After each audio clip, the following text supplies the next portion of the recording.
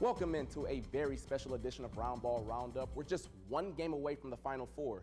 It's Rochester's best taking on the top teams from Buffalo out of Section 6. There were a lot of great games up and down the slate, so buckle up and enjoy the ride. We'll start in Class A boys, Mendon taking on Amherst. Vikings were down 9 after 3, but storm out after a 14-2 run. Matt Woods for 3. Mendon goes up 46-43 with 4:30 to go. 2 minutes later, tied game. The 6'9" Gary Johnson showing off his range. Tigers up 3 now. Then in transition, Teddy McDuffie capping off a 12-2 run for the Tigers. They're up 7 with a minute left. But hold on, folks. Next possession, Caleb Lewis gets the tough bucket, making it 57-52. Now, 20 seconds left. Vikings down 3. Lewis, no good, but Jackson Green is there to make it a 1-point game. After a Tiger free throw, Vikings down 2 with 3 seconds left. Green for the win. No good and no foul. Mendon loses a heartbreaker, 58-56. Mendon girls took the floor as well, taking on Williamsville South. The Vikings wasted no time in this one. In the second, Anaya Coleman gets her own miss and puts it back for the and one. She finished with a game-high 28. Later in the corner, Danny Schroff showing off her DB skills and takes it the other way for the easy deuce. Mendon led by 27 at the half, and then coming out of the break, it was more of the same. Lily Kennedy, silky smooth J, she ended up with 26.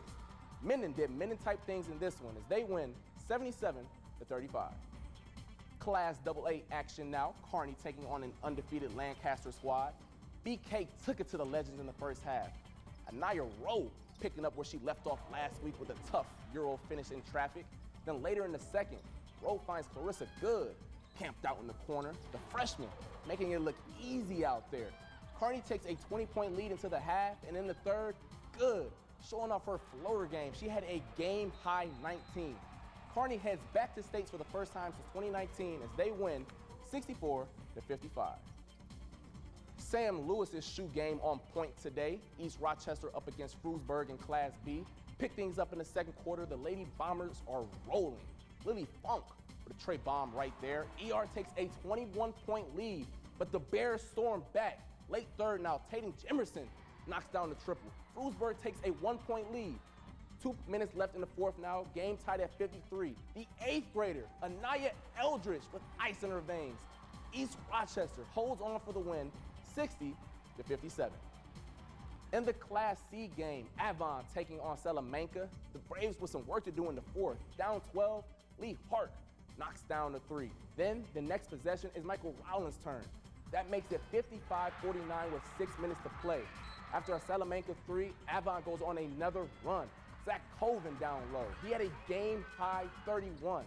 Then perfect passing leads to a Jack Brown bucket, part of a 10-0 run that gives Avon a 1-point lead. 40 seconds to go now. Warriors still down 1. Andy Herrick with the clutch shot from distance. Warriors in front by 2. Same score with 2 seconds left. The inbound pass gets deflected and Avon couldn't get a shot off. The Braves comeback bid falls short, 61-59. In the AA boys game, Aquinas taking on Jamestown. Into the third, Red Raiders down 1. Trey Drake hits the running 3 at the buzzer. Jamestown will take over the fourth and go up 7 with just 20 seconds left. Then it gets just weird. Jack Blyer banks in a 3 from a mile away. They're down 4 with 17 seconds left. Then down 5, it's Mason Blackwood's turn to go off glass. And it's in. The lead is down to 2 with 11 seconds left. Red Raiders hit 2 free throws, so it's a 4-point game now. Blyer, nothing but nylon. A 1-point game with 2 seconds left, but the late game luck runs out for the Little Irish. Aquinas falls short in this one, 60-58. And over to Class B, Newark taking on Allegheny Limestone. Reds in a hole right here. Down 33-19 in the third, and Isaiah Camp slams it home. The senior had 10 points on the night. Then it's Rayshawn Howard's turn. Acrobatic finish here. Newark was down 11 heading into the fourth, but they could never get anything going. Tyler Curring for the Gators. Taking on the Newark defense by himself. He had a game-high 22.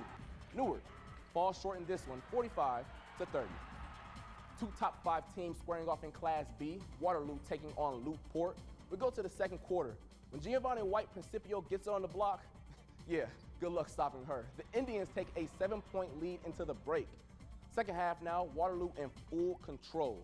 Morgan Caraballo kisses it off the glass to make it a 13-point game. And then later in the third, Addison Bree, Trey Ball, corner pocket. The 8th grader led all scorers with 20. As Waterloo will head to the Final Four, they win 70-45.